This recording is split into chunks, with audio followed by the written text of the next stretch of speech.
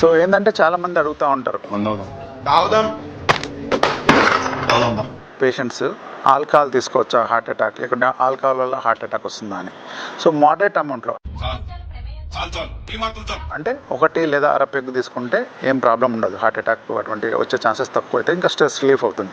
ఈ మాత్రం హింట్ ఇస్తే చాలు చెలరేగిపోతారు. బట్ మనం ఆపం కదా 1-2 పెగ్గులతోనే.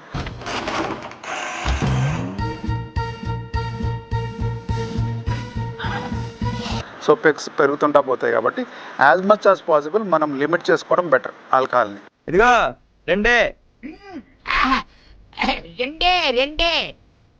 ఎందుకంటే ఇట్లా ఎక్కువ తీసుకోవడం వల్ల బీపీ పెరగడం జరుగుతుంది, నిద్రలేమి జరుగుతుంది, స్ట్రెస్ పెరుగుతుంది కొన్నిసార్లు.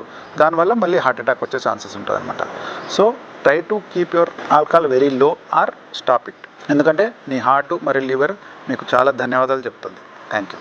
అది ఉండాలి, దాంతోపాటు ఇది ఉండాలి.